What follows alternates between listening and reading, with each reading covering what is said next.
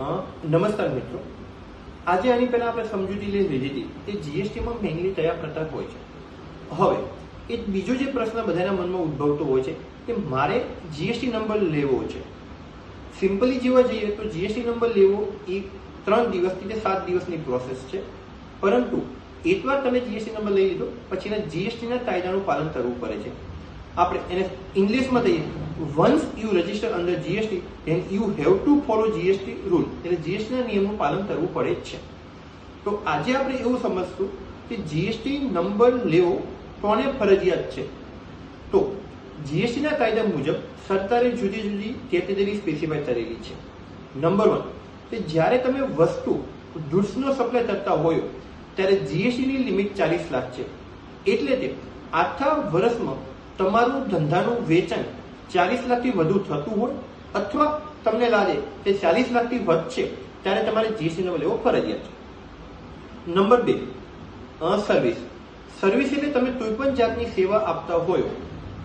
સેવા એટલે આપણે એવું માની લઈએ કે ઇન્ટેરિયર ડિઝાઇન છે, તો ઇન્ટેરિયર ડિઝાઇન કોઈ જાતની સર્વિસ આપતો હોય તો સર્વિસમાં જીએસટીમાં 20 લાખની લિમિટ છે. સેમ રીતે કે તમારું વેચાણ સર્વિસનું 20 લાખથી વધી જાય અથવા તમને લાગતું કે 20 લાખથી વધશે ત્યારે તમારે જીએસટી નંબર લેવો ફરજિયાત છે. નંબર 3 વાત કરીએ કે એક્સપોર્ટ ઓફ સર્વિસ અથવા એક્સપોર્ટ ઓફ ગુડ્સ. એટલે એક્સપોર્ટ એટલે શું કે આપણે ભારતમાંથી બીજા દેશમાં વસ્તુ મોકલી રહ્યા છીએ અથવા ભારતમાં ઇન્ડિયામાં બેસીને બીજા દેશમાં સર્વિસ આપી રહ્યા છીએ. એક્સપોર્ટના કેસમાં જીએસટી લેવો ફરજિયાત છે, એમાં કોઈ જાતની લિમિટ છે નહીં.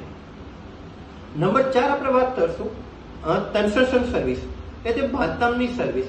તો જે બાંધકામને એવું હોય છે એમાં બે કેસ થતા હોય છે કે કોઈકમાં આપણે ઓનલી સર્વિસ આપતા હોઈએ છીએ, એટલે બાંધકામ સર્વિસ. તો સર્વિસના કેસમાં જીએસટી લિમિટ છે 20 લાખ.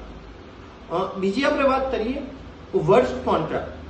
વર્ક્સ કોન્ટ્રાક્ટ એટલે એવી વસ્તુ કે જ્યાં આપણે બંને વસ્તુ સાથે આપીએ છીએ, ગુડ્સ પ્લસ સર્વિસ. મતલબ આપણે વસ્તુ પણ આપીએ છીએ અને સાથે સર્વિસ પણ આપીએ છીએ.